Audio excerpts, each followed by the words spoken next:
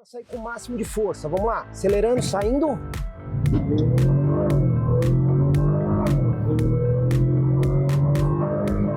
E conseguimos 0 a 100 em 5,33.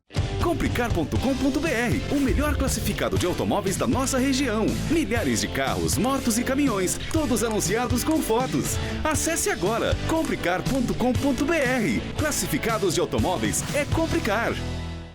Nesse vídeo eu trago para vocês o Jaguar F-Pace, na versão aqui R-Dynamic SE. Mas o detalhe importante é porque aqui nós temos um veículo híbrido plug-in. Como a gente sabe, a eletrificação nos automóveis é um caminho sem volta. Se o futuro vai ser 100% elétrico, eu tenho muitas dúvidas. Mas a gente sabe que a solução híbrida plug-in, na minha opinião, é a melhor solução para a experiência do usuário. Não tem nada tão bom quanto o carro híbrido plug-in. Por quê? Você tem a experiência de um veículo 100% elétrico, ainda que seja uma quantidade de quilômetros um pouco menor do que um veículo 100% elétrico, só que você não tem o problema de, eu não tenho infraestrutura de carregamento, não consigo usar meu carro. Aí é só colocar gasolina e seguir a vida. Pois bem, nesse vídeo nós vamos falar de todos os detalhes aqui desse modelo, que é um carro muito indicado para quem não abre mão de sofisticação e acabamento e também quer a versatilidade de um híbrido plug-in. O Jaguar F-Pace é caracterizado aí como um SUV e pelo porte dele a gente consegue ver nitidamente que ele estaria entre os SUVs médios e grandes. Como ele é um modelo híbrido plug-in, quem que a gente poderia apontar como potenciais concorrentes? A gente pode falar aí, por exemplo, do Audi Q5 PHEV ou até mesmo Volvo XC60 PHEV, que são modelos que vão ter entregas parecidas com esse carro, não exatamente iguais, mas aqui nós temos alguns detalhes que acabam fazendo diferença, tanto em matéria de potência de motor, como também em solução de carregamento. Esse modelo aqui, o Jaguar F-Pace, é construído na plataforma D7. Também conhecida como Premium Lightweight Architecture, PLA. É uma plataforma em alumínio para veículos grandes. Então, ele está debaixo do código D7A. E aí você tem outros modelos aqui, como o Jaguar XE, Jaguar XF e até mesmo o Range Rover Velar. Só que essa plataforma D7 tem variantes. Uma delas é a D7E, onde você tem o Jaguar E-Pace, o modelo 100% elétrico, que inclusive nós já avaliamos aqui. Outra variante dessa mesma plataforma é a D7U, usada no Discovery, no Range Rover Sport e no Range Rover. E tem também ainda a D7X, essa no Defender. Não faz muito tempo, a marca Jaguar Land Rover anunciou aí uma transformação do seu nome. Nós não conheceremos mais por Jaguar Land Rover, será apenas JLR. E os produtos corresponderão a famílias de modelos. Mas a gente vê que esse carro ainda está saindo com o nome Jaguar. No futuro, isso não mais vai acontecer e os carros terão assinatura apenas JLR. Vai aí uma dica da nomenclatura do carro. No caso aqui, esse é o F-Pace. Como vocês podem ver, tem uma menção à versão aqui na frente, R-Dynamic. Além disso, você consegue ver uma informação mais completa aqui do lado no vidro. Então você tem o modelo F-Pace, a versão SE, o P400E motorização, no caso 400 menção à potência máxima, o E de eletrificação e o AWD do sistema de tração. Assim, fica fácil conseguir todas as informações do carro ali por aquela etiqueta no para-brisa. E já que a gente está falando de motorização, o que esse carro aqui tem debaixo do capô? Puxa a alavanca uma vez e aí aqui na frente você tem aquela trava que você precisa fazer a liberação para conseguir abrir o capô, que tem molas a gás e manta acústica. Você já está vendo aí um motor a combustão, no caso, motor a combustão da família Ingenium. Estamos falando de um 4 cilindros 2.0 turbo de injeção direta. Esse motor está associado aí a uma transmissão automática de 8 marchas, transmissão automática com conversor de torque. Mas é só isso? Não! Existe também um motor elétrico dentro desse conjunto. Então, parte da potência vem do motor a combustão, aliás, a maior parte da potência vem do motor a combustão, e o complementar disso vem de um motor elétrico que está integrado em todo esse sistema. A marca só divulga a potência máxima e o torque máximo combinado. No caso, 404 cavalos com torque máximo de 65,3 kgfm. Só que a gente foi além, pesquisamos aí a potência só do motor a combustão. Nesse caso, o motor a combustão gera 300 cavalos de potência. Para um motor 2.0 nada mal, né? E o torque máximo do motor a combustão de 40,8 kgfm. A gente vê que são números muito bons para um motor 2.0 turbo. E aí você tem um motor elétrico. Esse motor elétrico ele vai gerar 141 cavalos de potência máxima e um torque máximo de 28 kgfm. Aí muita gente vai estar falando assim, mas espera aí, o motor a combustão somado com o motor elétrico dá mais do que o número que você falou. Realmente dá mais em potência e mais em torque, mas a gente não pode fazer uma somatória puramente aritmética, porque como eu já expliquei várias vezes, os motores aqui têm características diferentes. Só para vocês terem uma ideia, o carro em modo 100% elétrico, ele não consegue passar de 140 km por hora. A partir dali, obrigatoriamente, você tem que ter um motor a combustão. Então, por eles terem características diferentes, a somatória de potência e torque não acontece de forma aritmética. Você tem que fazer um outro cálculo para chegar na potência final, onde é um número diferente da soma simplesmente dos dois motores. E para alimentar esse motor elétrico de 141 cavalos? Pois bem, o carro tem uma bateria de 17,1 kWh. Você vai carregar essa bateria aqui pelo lado esquerdo do carro, na parte de trás. Aí você tem a opção de carregar com um carregador de corrente alternada tipo 2. Você pode ver que ele inclusive é um carregador monofásico, porque só tem aqui o pino L1, não tem o L2 e o L3. E a potência máxima que você vai conseguir colocar aqui é 7 kW. Agora, o detalhe desse carro, e aí faz diferença para os principais concorrentes, é que aqui você também pode carregar o carro em corrente contínua. Então você tem a tomada de corrente contínua, permitindo colocar potências de até 35 kW.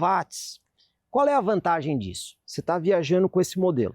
Aí lá na estrada tem um carregador de corrente contínua. Geralmente na estrada o carregador é só de corrente contínua. Então os outros carros híbridos plug-ins que só tem tomada AC do tipo 2 não dá para carregar nesse sistema. Já esse carro aqui vai poder carregar. E aí se você tiver aquele carregador, e geralmente eles têm potências de 50 kW para cima, aqui você vai conseguir carregar a bateria completamente em aproximadamente meia hora. Te dá muito mais flexibilidade o sistema aí da Jaguar Land Rover.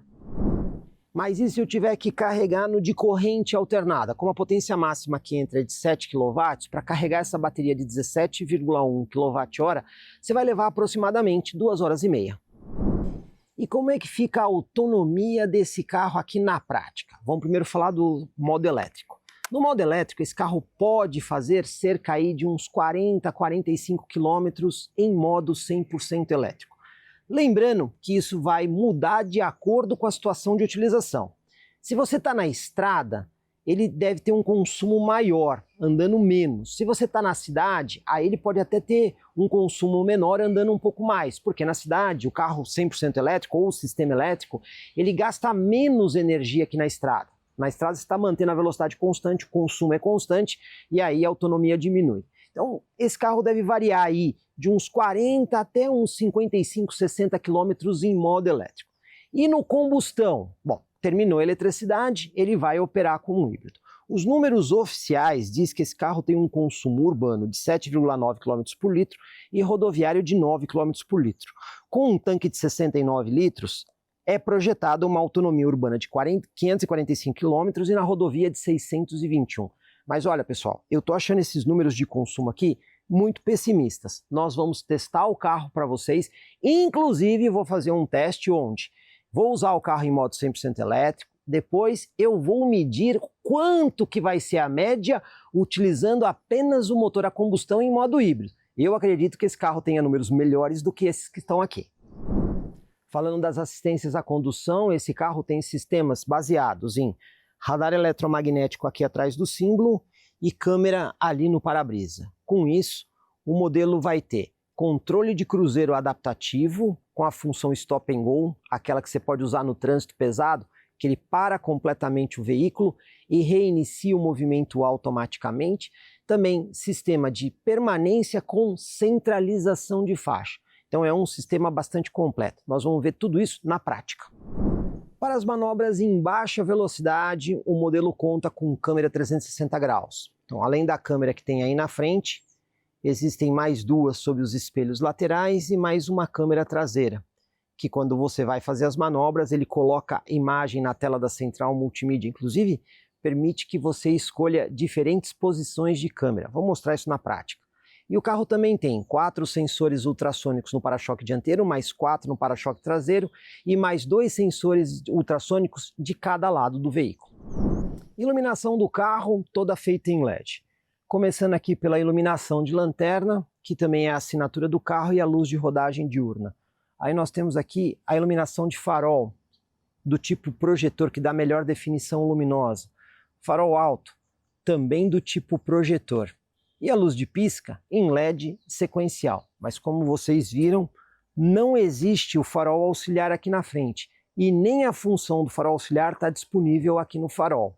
O que nós temos aqui de diferente é o farol alto automático. Então na estrada à noite, aquela câmera ali do para-brisa também entende o trânsito à sua frente. Se ela perceber que não tem nenhum carro na sua frente ou na contramão, automaticamente ela já liga o farol alto. Apareceu o trânsito ou o carro na sua frente, ele desliga o farol alto, mas não temos nenhum sistema ativo de farol para controle de facho, sistema matricial ou qualquer coisa parecida com isso, apenas o farol alto automático.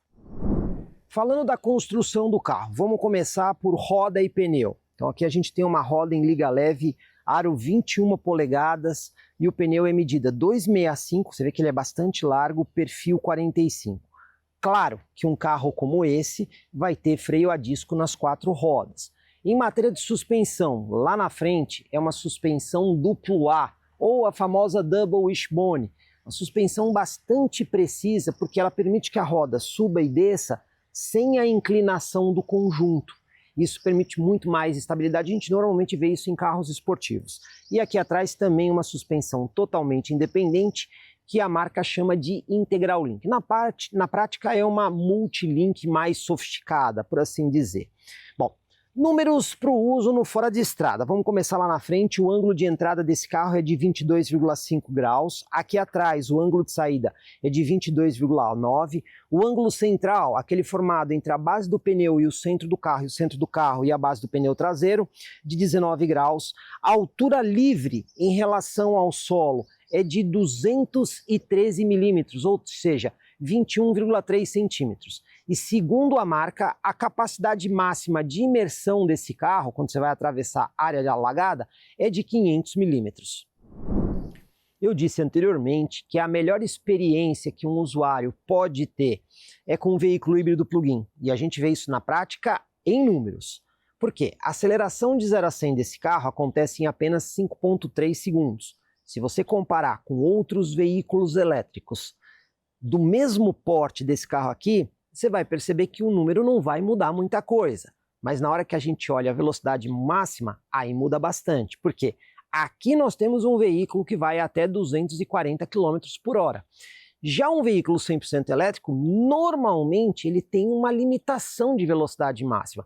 Tem modelos aí com 160 km por hora, outros com 180, e os mais rápidos, geralmente a velocidade máxima está aí na casa dos 200 km por hora. Então a gente vê que a experiência do usuário é sempre mais interessante num híbrido plug-in.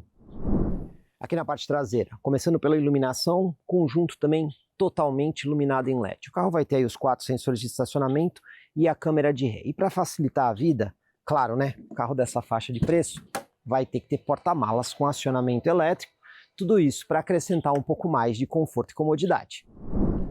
Segundo a marca, o porta-malas tem um espaço de 485 litros na medição VDA, aquela que utiliza blocos físicos, ou 619 litros na medição de litros líquidos, considerando todos os espaços do porta-malas. Mas aqui vocês já vão ver uma coisa muito curiosa. Percebam que existe uma rampa aqui, o porta-malas é inclinado para levantar o piso e o porta-malas fica mais alto nessa parte. Por que que isso acontece? Esse é um dos problemas dos automóveis híbridos plug-in. Você tem muito mais peças no conjunto de powertrain, né? Então você tem todas as peças de um modelo a combustão, mais as peças do sistema elétrico. E aí, como é que você acomoda a bateria de alta capacidade? Muitas das vezes ela é colocada exatamente na porção do porta-malas, na parte de baixo. E por isso o carro não tem step. O que ele tem, levantando aqui essa alça, é o kit de reparo. Você tem aqui o compressor e você tem aqui o selante. E essa parte do porta-malas a gente nem tem acesso, porque é aqui que está a bateria de alta tensão, reduzindo então o espaço do porta-malas e não permitindo que o veículo tenha um step. E aqui já vai uma dica importante para você.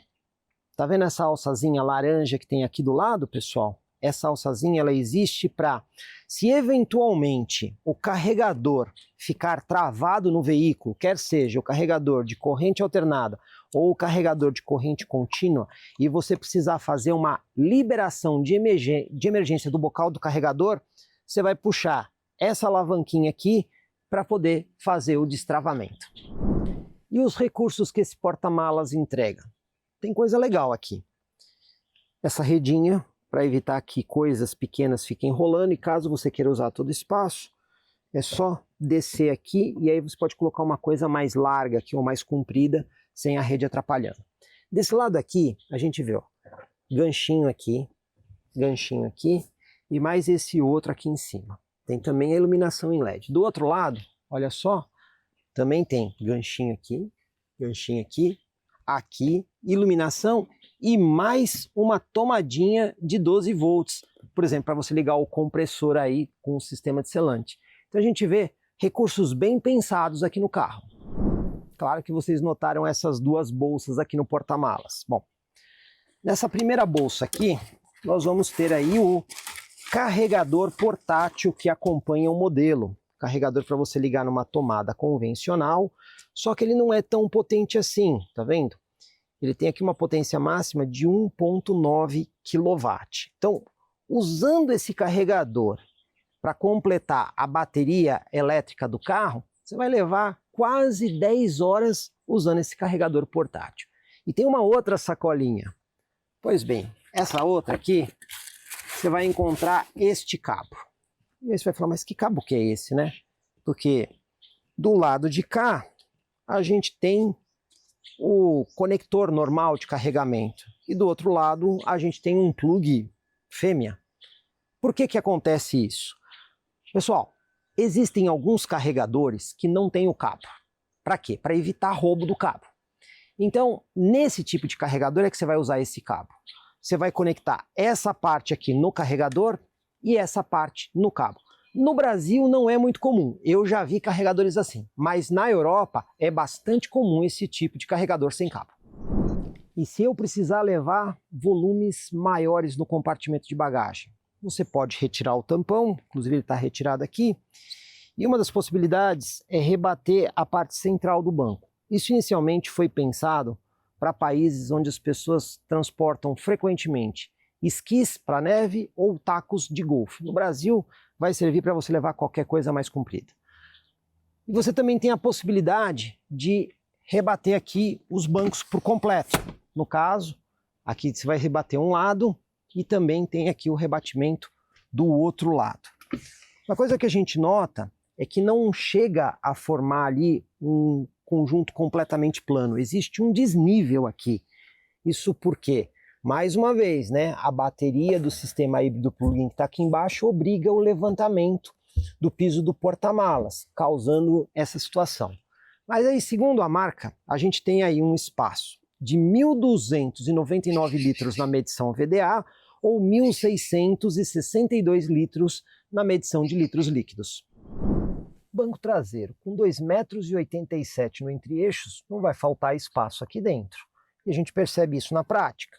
Deixei o banco ajustado de forma confortável para o sentar lá, do meu joelho ao encosto do banco, quase que um palmo aberto. Mas ainda assim é um bom espaço. Movimentação de pés também é boa. Já vi carros com mais espaço, mas você não vai se sentir apertado aqui atrás. A gente tem também aqui descansa-braço, com 2 porta-latas escamoteável, saída de ar-condicionado para o banco traseiro, e aqui, tomada 12 volts e USB do tipo C, 2 para carregamento. Bolsa aqui atrás dos 2 bancos para você colocar alguns objetos, e na porta também existe espaço para você conseguir guardar mais algumas coisas.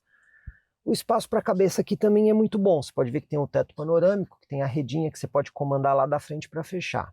Alça de segurança aqui no teto com ganchinho para prender cabide e também iluminação em LED.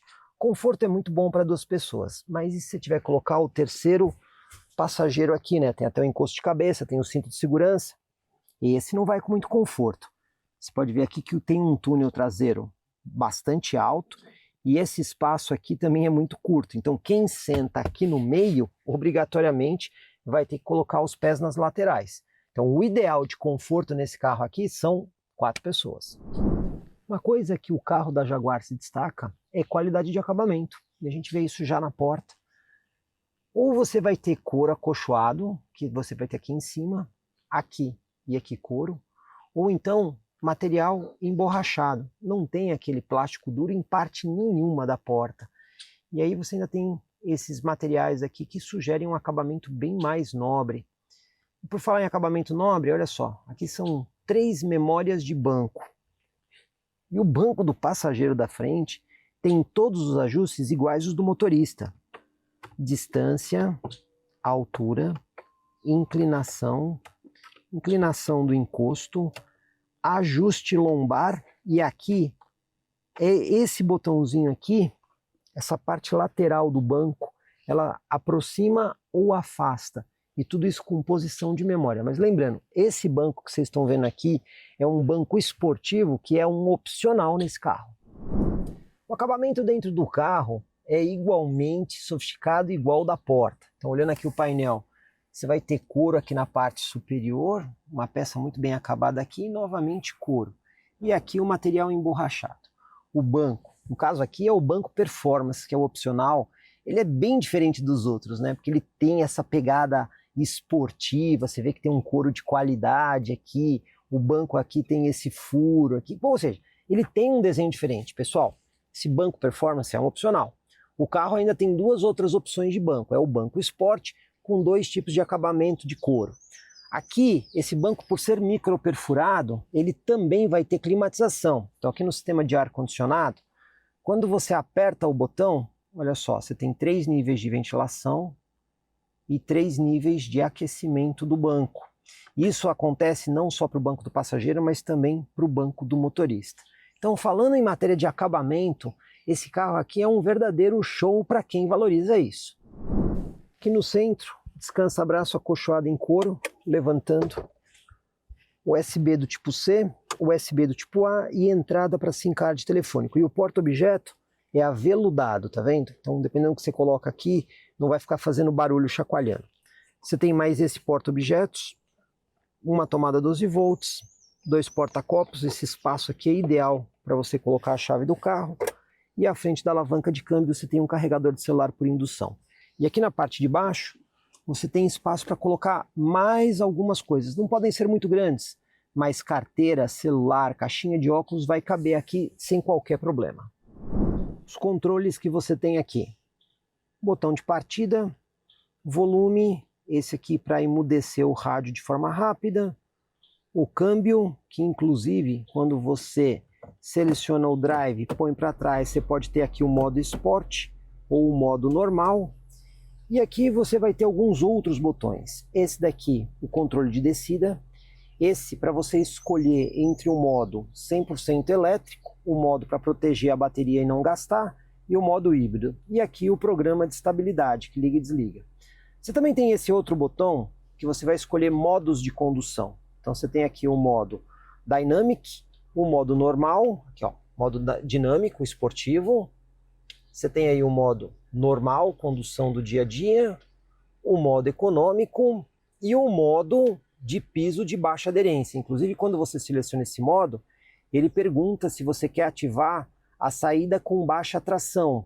E quando você ativa isso, o carro, automaticamente, quando você tira o pedal do freio, você alivia o pedal do freio, ele começa a tracionar de forma bem suave, porque ele entende que você pode estar num piso, por exemplo, de neve. No Brasil, muito difícil, mas se tiver, por exemplo, num gramado molhado, algum piso muito escorregadio, esse modo te ajuda a passar essas situações sem o carro patinar.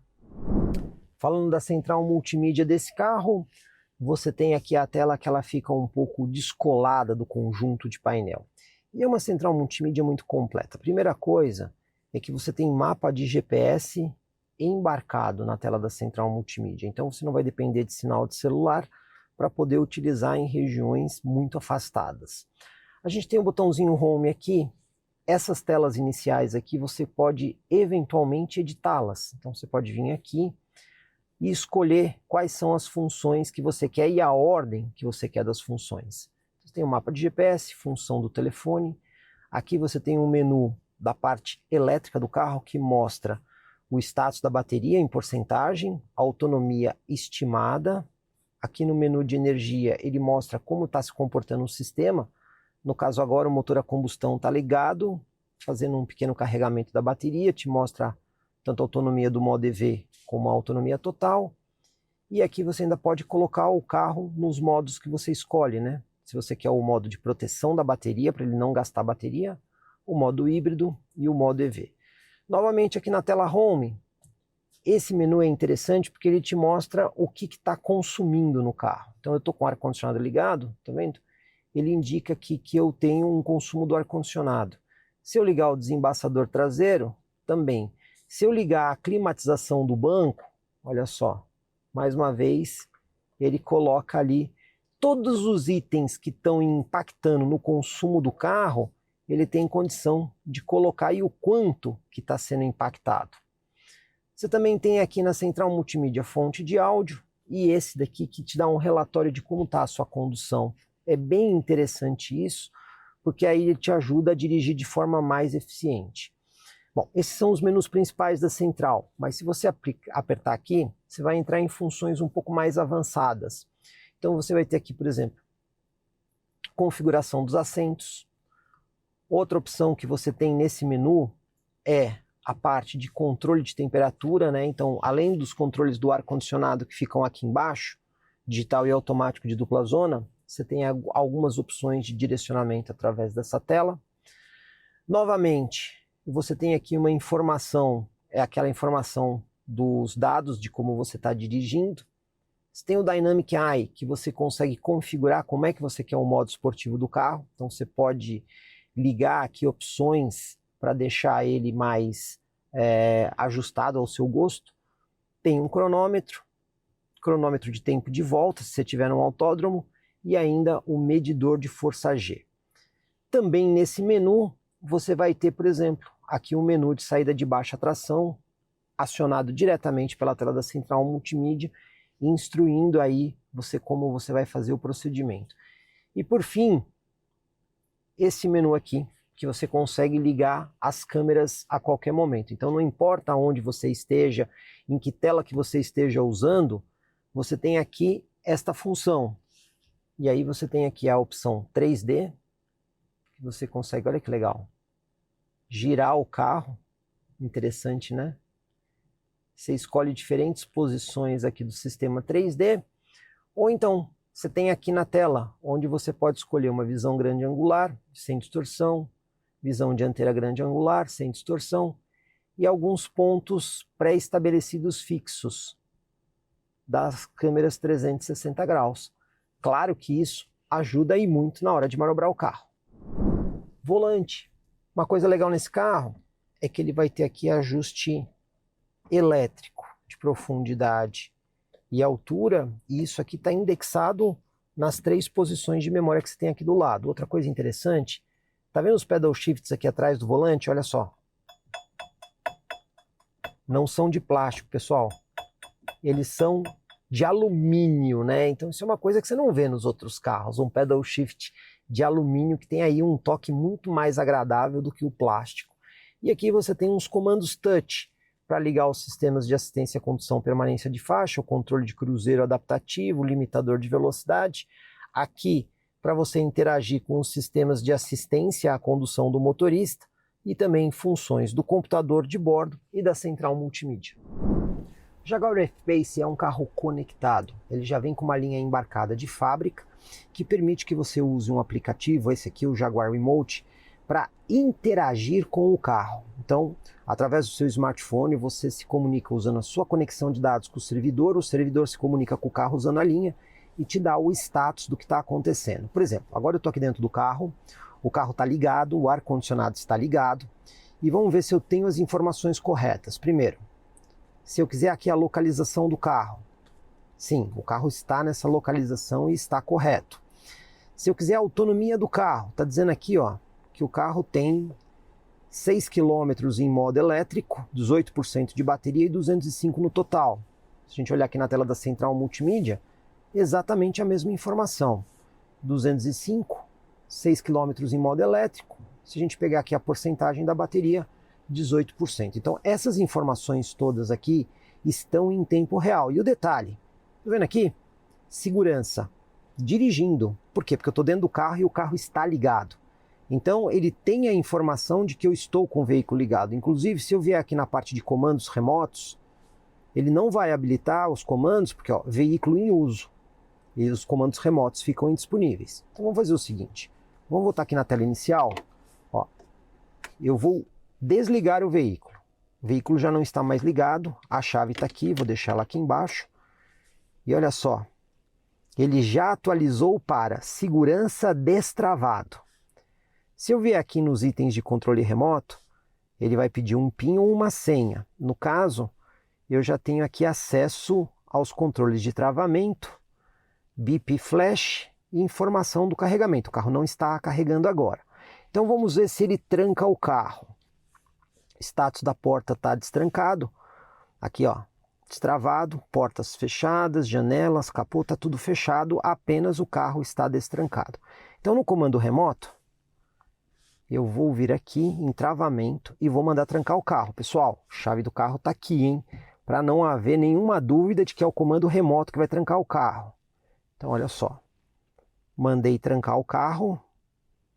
Vamos ver se ele vai efetuar o trancamento e quanto tempo ele leva. Já trancou e rebateu os espelhos. Tá vendo? Agora ele vai receber a confirmação se efetivamente ele fez o comando. Ó, travado. Então o carro está travado. Controle de temperatura para ligar remotamente. Vamos ver se funciona. Aperta e segura. Vamos ver quanto tempo ele leva para fazer o início da climatização. Ó.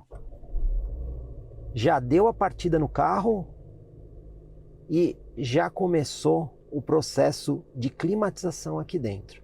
Você colocar a mão aqui na saída de ar, você vai ver que ele já está ventilando o carro. Então, ele vai manter o carro ligado por 30 minutos. Se eu não fizer nada, vai ficar climatizado. O carro continua trancado, ninguém consegue dirigir o carro. Mesmo que quebre o vidro, não dá para dirigir o carro. Agora, e se eu quiser interromper a climatização? Ó, apertar aqui, interrompendo. Ó, já desligou o carro. Pessoal, tudo pelo aplicativo. É só isso? Não, tem mais coisas legais. Olha aqui esse menu. Viagens que o carro fez. Ele também armazena as viagens. Então vamos pegar aqui uma viagem que eu fiz, inclusive, para fazer média de consumo, que eu rodei aqui 94 quilômetros, 2 horas e 41, olha a velocidade média, a distância percorrida, distância que eu andei em modo 100% elétrico, quase 52 quilômetros, e a eficiência foi de 5,8 litros para cada 100 quilômetros. E ele armazena todas as viagens que você fez. Então todas as viagens elas ficam armazenadas aqui. Você consegue ver claramente, tá vendo? O quanto tempo durou a viagem, a distância que você percorreu e a eficiência em consumo. Tudo através do aplicativo. E aqui, ó, por exemplo, segurança com alarme, tá vendo? Porque o carro está trancado. Vamos destrancar aqui. Ó, destranquei pela chave de telecomando. Vamos ver quanto tempo ele leva para identificar aqui o destrancamento. Eu vou inclusive abrir a porta do carro. Ó. Abrir a porta. E olha aí que legal, pessoal. Portas abertas. Clicar aqui, ele vai dizer aqui que o carro está aberto, tá vendo? E ele consegue identificar ainda janelas, capô e porta-malas. Isso tudo via aplicativo. Então, por esse aplicativo, você consegue ter uma informação completa do carro, placa, quilometragem do veículo, controle das viagens e ainda mais informações. Os veículos que você tem dentro da sua garagem, né? Se você tiver mais que um Jaguar, vai aparecer aqui as informações tanto do chassi quanto de placa. Você também vai ter a possibilidade de... Opa, peraí, aqui pediu para remover o veículo. Deixa eu voltar aqui. Espera aí, vou fechar o aplicativo para não remover o veículo. Vamos abrir o aplicativo de novo. Cliquei ali no menu errado, ele ia remover o veículo da minha garagem. Bom, a gente tem aqui o menu de assistência, né, para você poder chamar automaticamente a assistência. Aqui você consegue ver até quando a sua assinatura de conectividade vai. E você tem as informações de viagem, os controles, né, que você precisa colocar aqui um pin de segurança para temperatura, travamento de porta. Aqui você sabe se o carro está carregando. E aqui o menu inicial com o status do carro. Tudo via aplicativo e de forma muito simples. Hora de dirigir aqui o Jaguar. Vamos lá, pessoal. Chave presencial. A chave é essa daqui, vocês estão vendo. Então a gente tem aqui algumas funções de trancamento, abrir porta-malas, até mesmo acender farol. Como esse carro é um híbrido plug-in, muitas das vezes quando você der a partida no carro, não vai ligar o motor a combustão, principalmente quando tiver carga ali na bateria. E no caso aqui a gente está com a bateria quase cheia. Bom, painel à frente do motorista, a gente tem essa tela que você consegue interagir com ela de várias formas, né? Então você tem um botãozinho aqui no volante que você consegue até mesmo mudar o modo de exibição da tela. Deixa eu baixar aqui um pouco o ar, que ele entrou bastante rápido. Pronto. Bom, vamos lá ver. Temos o botãozinho, quando você aperta aqui, você consegue ter ali o painel informativo do que você quer no painel. Então você pode ter aqui o computador de bordo, você pode ter informação de áudio, o mapa de GPS, nenhuma informação ou a tela de assistência à condução. Além dessa tela, você também pode escolher o layout que você quer. Então tem esse aqui com os dois mostradores, tem um layout de visor único, que aí ele vai colocar informações na lateral. Outra opção que você também tem aqui é colocar o mapa em toda a tela. Algumas pessoas vão preferir isso, principalmente quando estiver viajando para um destino aí que não conhece muito bem. Tem também a possibilidade de você colocar informação de mídia na tela toda. E outra opção que você tem aqui, a última opção, seria você colocar aqui o assistente à condução também expandido em toda a tela. Então a gente consegue ver que você consegue personalizar o painel bem ao gosto de cada motorista. Você também tem aqui através do painel, olha só, a possibilidade de selecionar o computador de bordo, o A, o B ou o automático. Aquele que zera automaticamente quando você deixa o carro parado por muito tempo. O A e o B você tem que zerar manualmente. Isso é muito bom para você conseguir fazer médias, né? Então eu quero usar um trecho, um computador de bordo, no outro trecho eu quero ver o acumulado, então você tem essa opção aí que ajuda e ajuda bastante para esse tipo de medição. E por fim, você tem mais algumas configurações aqui, ó, a parte de pressão dos pneus, que você consegue ver. Tem aqui a configuração de carga do pneu, se o carro está carregado ou está com carga mais leve. Airbag do passageiro. Caso você tenha uma cadeirinha de criança, você tem que desligar o airbag do passageiro. E por fim, vamos voltar aqui, você tem também a última configuração, opa, peraí, errei o botãozinho aqui. A última configuração disponível é essa de mostrar avisos. Então, por exemplo, se você está com a porta aberta, alguma coisa em anomalia no carro, ele vai exibir. Então a gente consegue ver que é um painel bastante completo e permitindo algumas configurações para o usuário. Vamos lá para o nosso teste de tração e lombada para ver como é que o carro se comporta. Quero ver aí justamente isolamento acústico e conforto.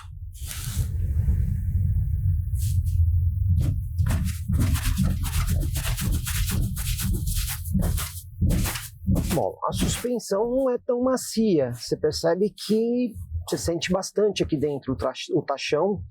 O isolamento acústico, para o nível de preço desse carro, eu esperava um pouco mais. Não é ruim, mas pelo preço dele, poderíamos ter um isolamento acústico até um pouquinho melhor. Lombada 30 por hora. Lembrando, né? Vendem como SUV. Vamos ver como é que ele se comporta aqui na lombada. Primeira lombada.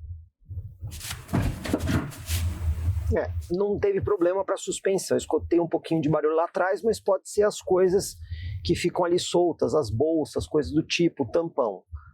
Vamos ver a segunda lombada 30 por hora, como é que o carro se comporta. Também sem problema nenhum. Não bateu e não raspou. Só um barulhinho ali na parte traseira. Agora vamos ver o piso desnivelado, conforto, isolamento acústico e a terceira lombada 30 por hora.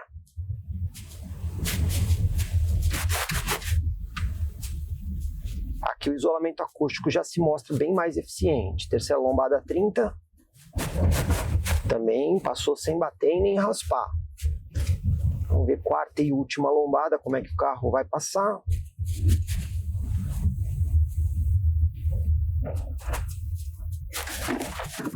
Passou tranquilo. Então, cumpre aí a função, digamos assim, de SUV para aventura urbana, conseguindo superar com tranquilidade os obstáculos.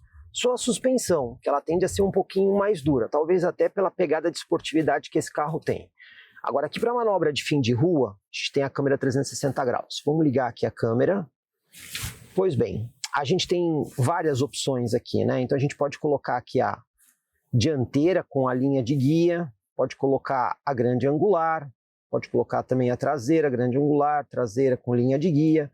Mas aqui no caso a gente tem que alinhar o carro com a guia. Então vamos colocar essa câmera lateral aqui, ó, que mostra direitinho ali os pneus, tanto dianteiro quanto traseiro.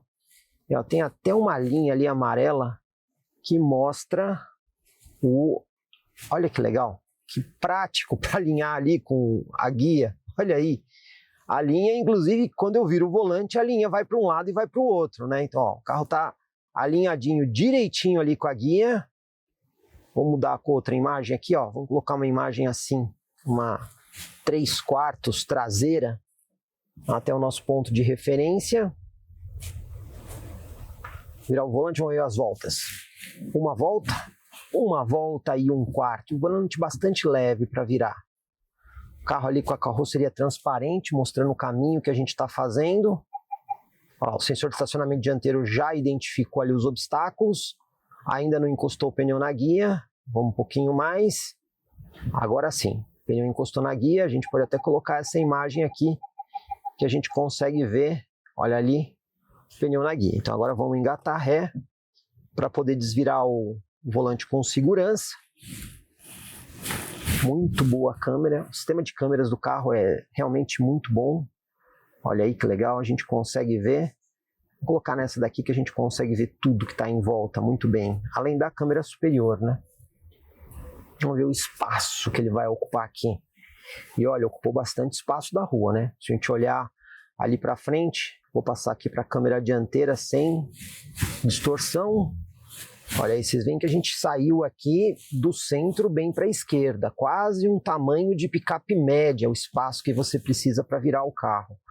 Mas com todos esses recursos aqui que a gente tem, né, as câmeras, os modos de visão que a gente tem, é bastante tranquilo manobrar o carro. Só vai precisar ter um pouquinho mais de espaço. Prova de lombada ele foi muito bem. O único senão aqui do carro é a suspensão, que tem de ser um pouquinho mais dura, mas aí é até a proposta do carro, ser mais esportivo. Por conta disso, ela acaba sendo mais dura. Mas o importante, não bate, não raspa. Agora é hora de dirigir aqui o Jaguar F-Pace, mas vamos fazer o teste de consumo.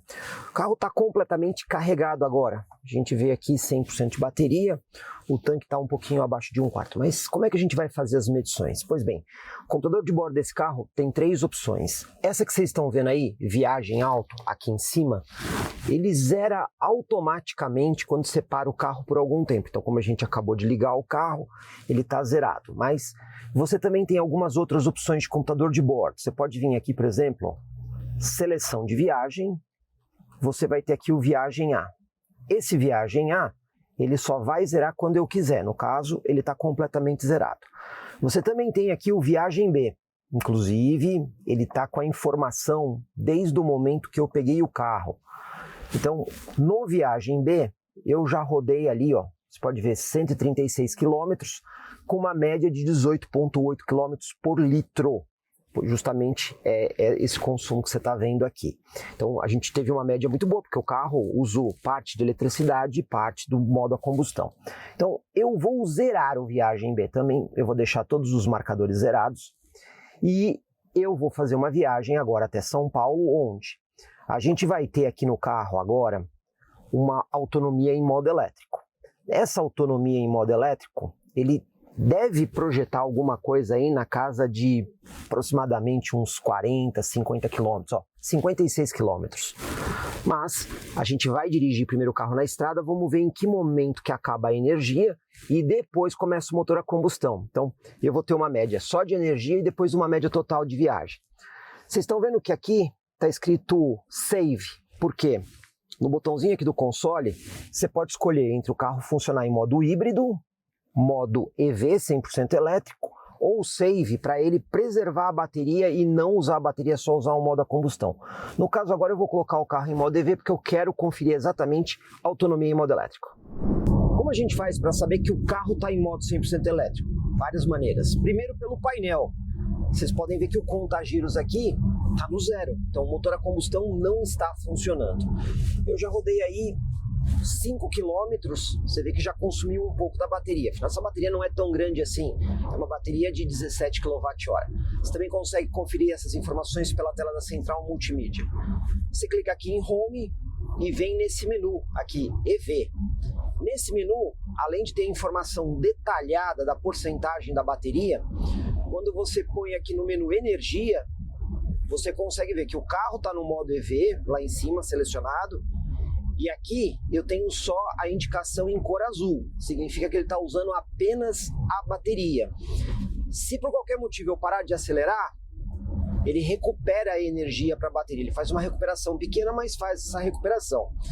E o detalhe, eu consigo estar na estrada até velocidade de 120 km por hora e ainda assim ser um sistema 100% elétrico que está tracionando o carro.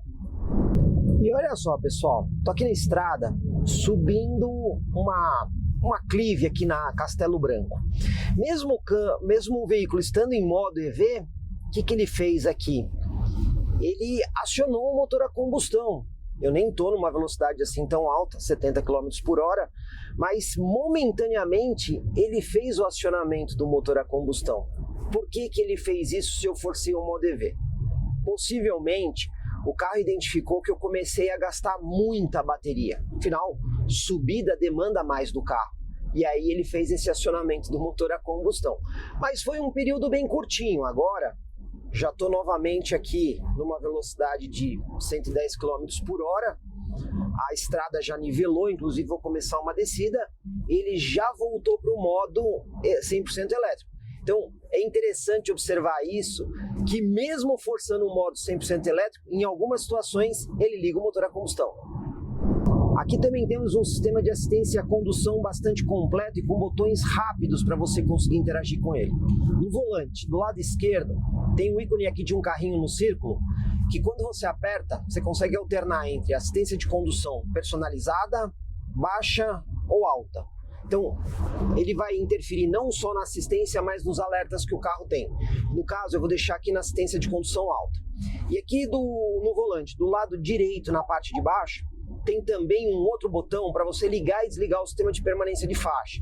A gente consegue ver aqui no painel, no canto superior, aqui do lado esquerdo, não é no superior, aqui na parte do meio, essas linhas verdes ligadas, significa que o sistema está ativo. Se você apertar e segurar o botão, você consegue desligar o sistema de permanência de faixa, deu um toquezinho rápido, ele já liga a permanência. Então, antes de eu usar o controle de cruzeiro adaptativo, vamos ver se a permanência de faixa funciona. Forçar o carro aqui para fora da faixa, olha aí, tá vendo? Atua no volante para trazer o carro para dentro da faixa. Novamente, mais uma vez, ele atuou e trouxe o carro para dentro da faixa, você escutou até o alerta sonoro. Além disso, você pode ter o controle de cruzeiro adaptativo. Eu vou setar ele aqui. Apertei o botãozinho para o set, ele programou a velocidade que eu estava. Essa rodovia permite até 120 km por hora. Programei a velocidade, você vê que ele não está no 120, por quê? Tem um caminhão na minha frente. Então, em função da distância que está programada, e aí eu tenho várias opções. Eu tenho um espaço mais curto ou espaço mais longo. São 4 níveis diferentes que você consegue escolher aqui. Se eu sair de trás do caminhão, programado 120, o que ele faz? Acelera até a velocidade de 120. Então, e quando o ACC está ligado, no caso agora, com o sistema de permanência de faixa, aí eu tenho a centralização de faixa. Olha só, mesmo que eu queira forçar um pouco o carro, você está vendo que o volante fica um pouquinho mais duro? Então ele está centralizando o carro na faixa. Cara, se eu me sobrepor ao volante, eu vou conseguir mudar de faixa, mas você sente que o volante fica um pouquinho mais duro. Então, você vai ter um sistema de assistência à condução completo, inclusive com a função Stop and Go, que é aquela que quando o trânsito para completamente, ele para o carro, quando inicia, ele inicia o movimento. Então você vê que o sistema de assistência à condução aqui funciona bem, além da precisão em centralizar o veículo aqui na faixa. Já rodei aqui 38 km, um pouquinho mais que 38 km, e quando a gente olha na central multimídia, ele está dizendo que eu só tenho 6 km de autonomia em modo 100% elétrico. Se eu pegar a informação da bateria, ele está dizendo que ainda tem 19% da bateria. Então isso quer dizer que daqui a pouco ele já não deve mais ter essa operação em modo elétrico. Por exemplo, eu estou numa pequena subida agora, o motor a combustão continua desligado. Mas nesse trecho aqui de quase 40 km que eu rodei com o carro, algumas vezes, durante instantes, né, trechos bem curtos, ele ligou o motor a combustão. Então ele não fez aí um roteiro 100% elétrico. Mas o trecho que ele ligou o motor foi bem pequenininho. Vamos ver efetivamente até onde ele vai operando bastante em modo elétrico, para a gente depois poder fazer uma média de consumo só no combustão. Exatamente agora, quase completando 45 km, 44,9, o carro sozinho mudou do modo EV para o modo híbrido. Então aqui a gente já tem 0 km de autonomia em modo 100% elétrico.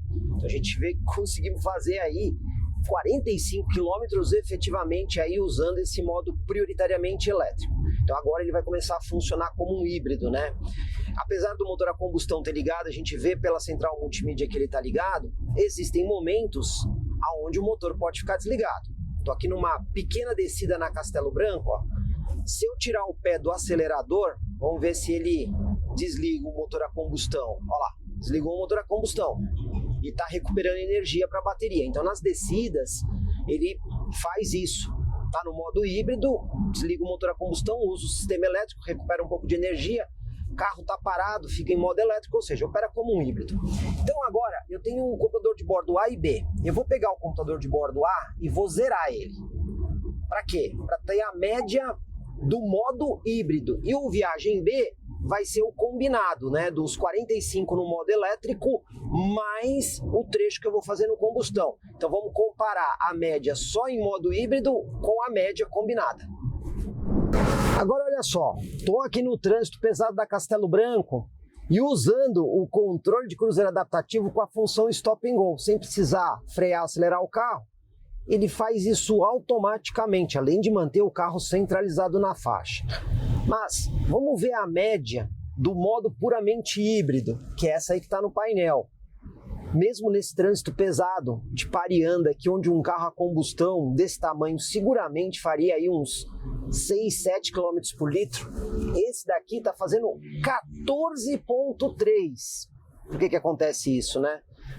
Tem vários momentos onde o motor a combustão desliga quando você está desacelerando e também quando você está com o carro parado, ele está usando a bateria de alta tensão. Então ele não mantém o motor a combustão ligado nesse momento. E aí o carro fica muito mais econômico. Com essa média aqui de quase 15 km por litro num trânsito pesado. Hoje em São Paulo, o trânsito bem acima do normal. Normalmente, nesse tempo de viagem, eu já teria chegado ao meu destino, mas ainda faltam 23 quilômetros até onde eu vou. E olha só, média, consumo caiu bastante. Estamos ainda assim com 11,5 quilômetros por litro. E aqui eu tenho de viagem, né, no modo híbrido, 24 quilômetros. Mas ainda continua uma média de consumo superior a um veículo a combustão, considerando o trânsito que eu estou pegando hoje aqui em São Paulo, principalmente na Marginal.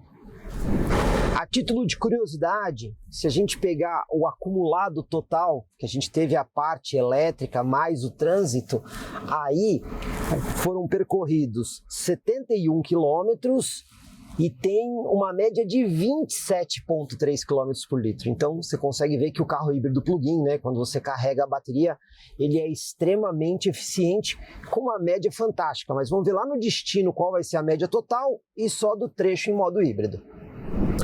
Vamos lá para o resultado final. Cheguei aqui no meu destino. Primeira coisa, pessoal, uma viagem que normalmente eu faço aí em 1h30, hoje levou 2 horas e 40. Então o trânsito foi muito acima do normal.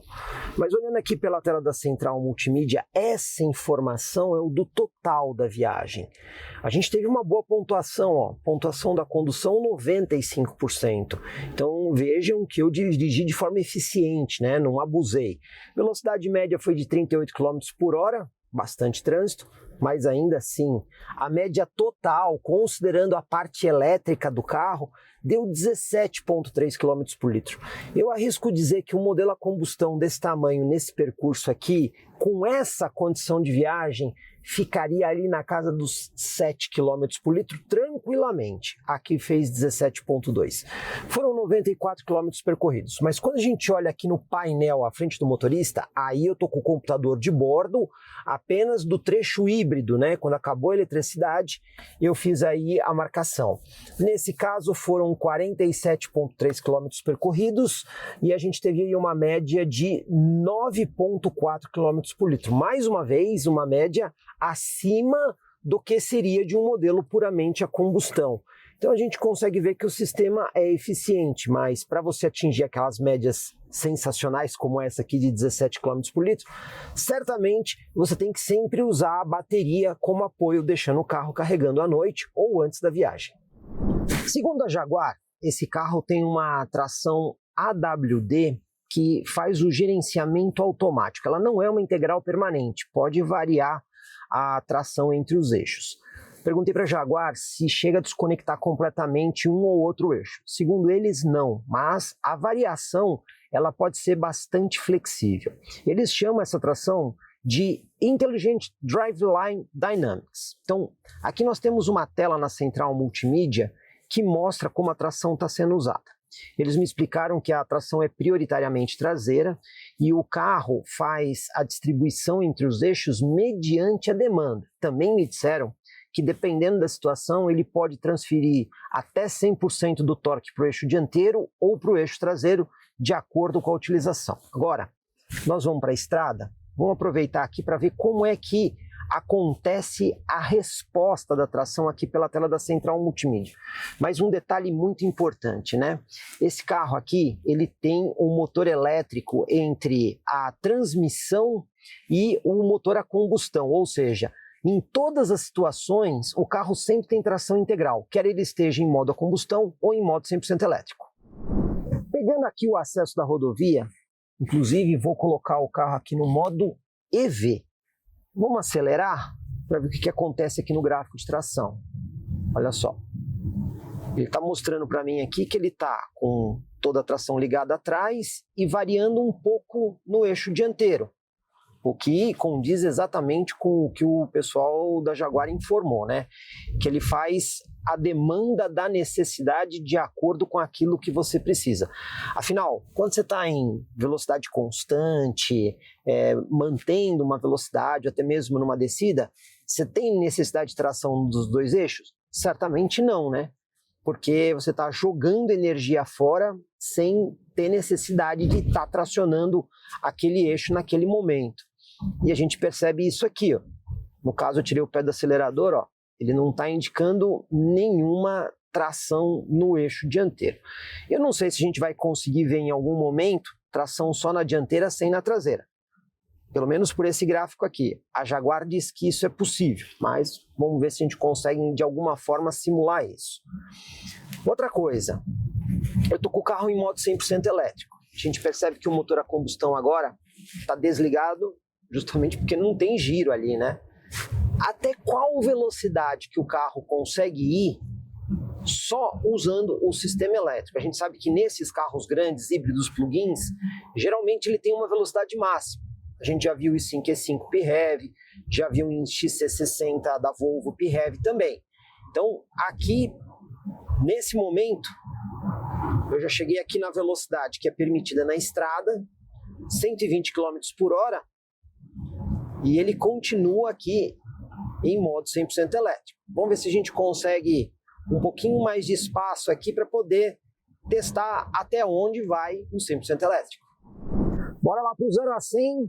Para isso, o carro já está no modo Dynamic, desliguei o ar-condicionado, vamos fazer largadinha estolada Câmbio aqui também em modo esporte, tudo para sair com o máximo de força. Vamos lá, acelerando, saindo.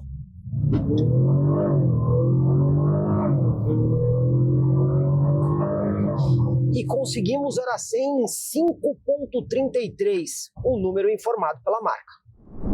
E se a gente fizer o 0 a 100 usando aqui, dentro dos modos de condução, o Eco, e eu ainda tiver o carro usando, por exemplo, o modo EV, será que vai mudar muito a performance? Vamos colocar aqui no modo EV, quer dizer, eu estou forçando o modo elétrico.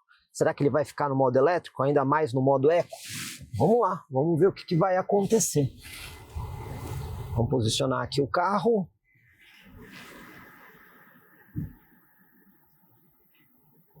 Vamos lá. Freio, acelerador, saindo.